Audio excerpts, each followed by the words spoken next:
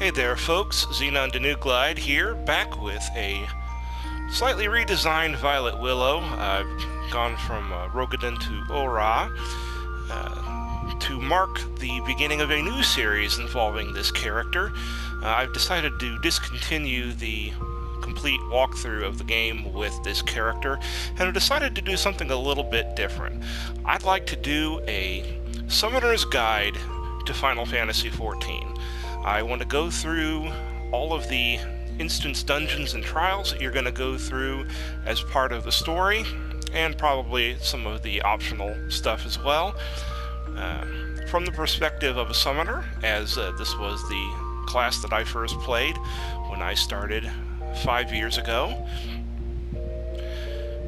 My goal is to just basically walk through all of the dungeons and trials as this character and just show you how a summoner plays. And really, it's a very different class than it was back 5 years ago. And by the time some of you are watching this, and if you are watching this, welcome. I'm pleased you are.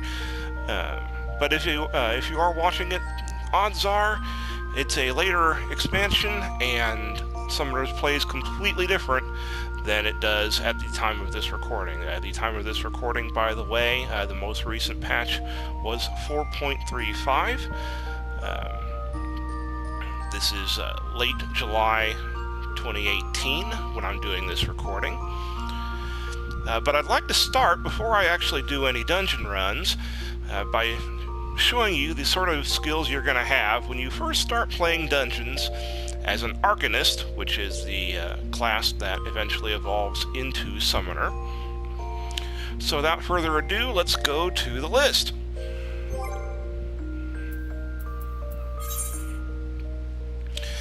Okay, so you can technically start running dungeons as early as level 15. The first dungeon, Sastasha, sinks to level 18, so you'll be able to use abilities up to and including level 18 abilities. So we're going to go through all the abilities up to level 18, what they do, and their general usefulness. First off is your level 1 basic blast 'em to heck spell, Ruin. When you have nothing better to do, Ruin is what you're going to be casting. Now, you're going to be doing all sorts of other stuff in the meantime, but when you got everything else applied and you just want to do some damage, you're going to be spamming this spell here, there, and everywhere. Your next spell is Bio. This is the first of your 2 damage over time abilities. Bio is an instant cast with that is on the global cooldown, and it's going to be again one of your bread and butter spells. Summon. Of course, as a summoner, you're going to be doing some summoning. Summon, of course, is not a spell you're going to be using extensively, as in you're not going to be casting it every 5 seconds. You're going to cast it to get out the pet that you want and use that pet. Now, I'm going to talk about the difference between Summon and the level 15 skill Summon 2.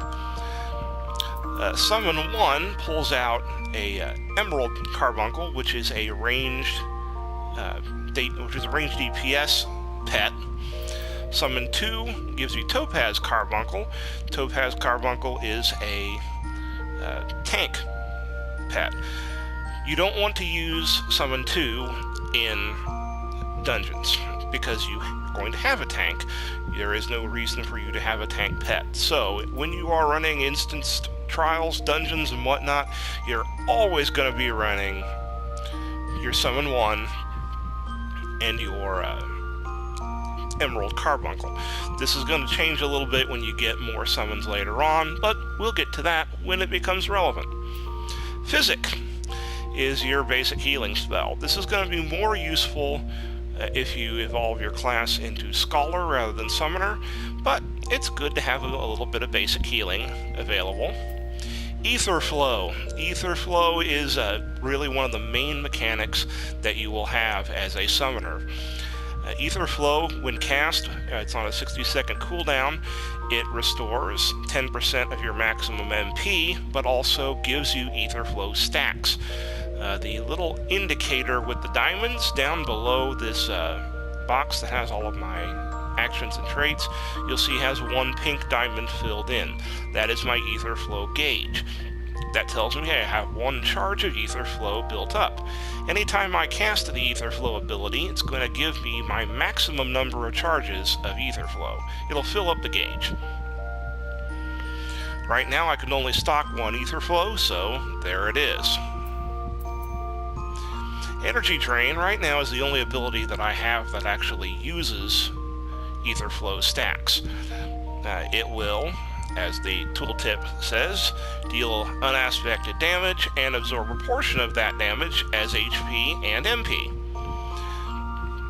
So it's a nice little quick recovery ability. You're going to find this ability less useful when you get to higher levels and are getting better abilities for your Ether Flow stacks, but early in the game, this being the only thing you can use Ether Flow for, it's a good thing to use it for. Miasma is your other damage over time spell.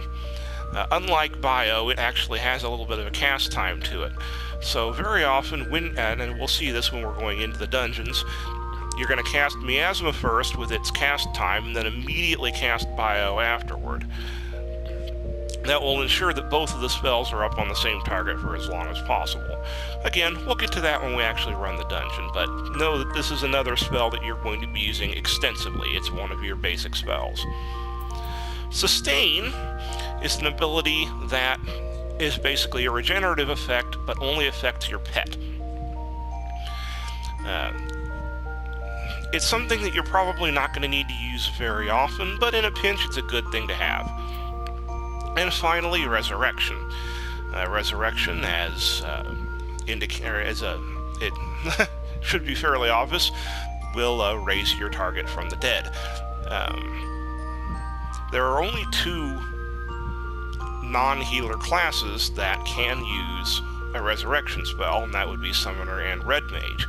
You're not going to unlock Red Mage till level 50, so having a Summoner in the party gives you a little bit of extra res power in case you need it. Hopefully you won't be needing to use this very often, but it's nice to have it.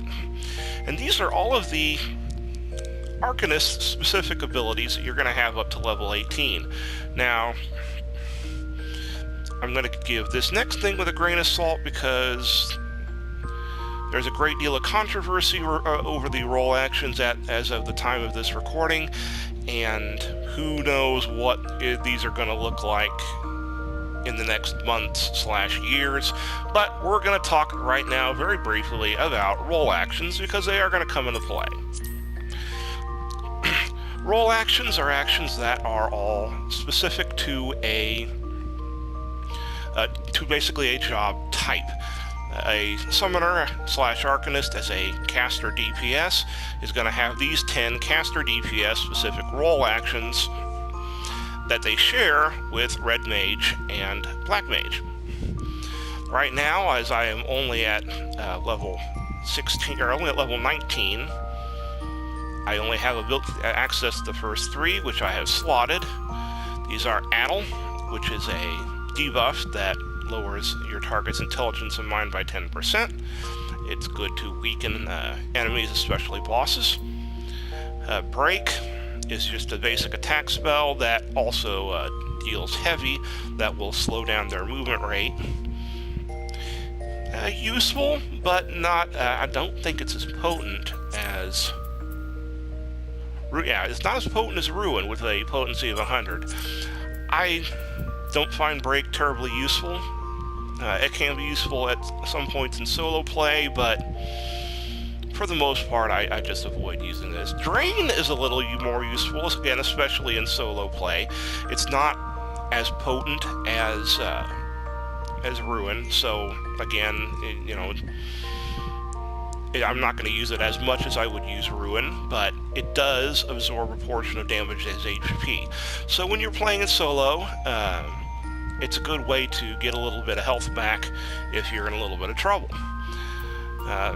Really, in the dungeons, and in instance content of all kinds, probably the only one of these abilities you're going to be using is Addle.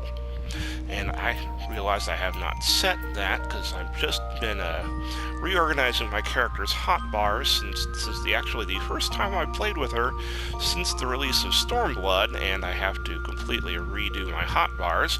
So I am going to slot Addle right here. And the way I have my hotbar set up, again, I'm not even really going to bother slotting Break or Drain at this point, because I'm really only concerned about the dungeons, and I'm really probably not going to be using either of those spells in the dungeons. So what I got right here, I always like to have, I of course am playing on a PS4 and playing in controller mode, I always like to have the X on the right hand side set to obey. Oh, I better talk about pet actions. And before I talk about pet actions, I better summon a pet.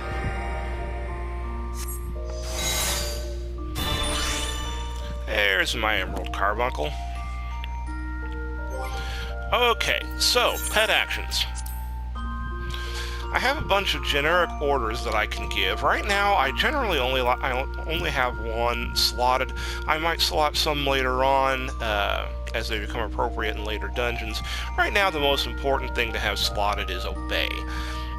Obey will order your pet to attack your target, but will not use any special actions unless I specifically trigger said actions. So, it will use Gust, its basic attack. It will not use Backdraft.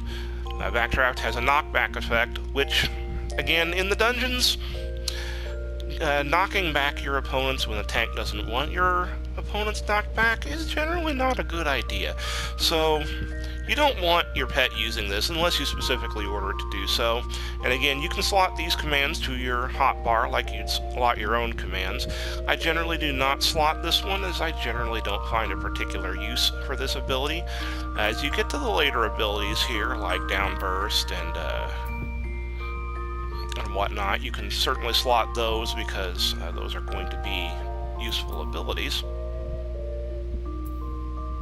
And these are the abilities for Topaz. I'm not going to worry about these.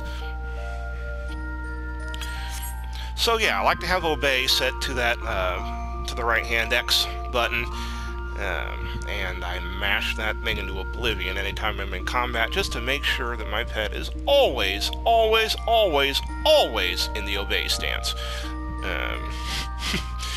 You know a player who's played Summoner for a while because they just abuse the Obey button.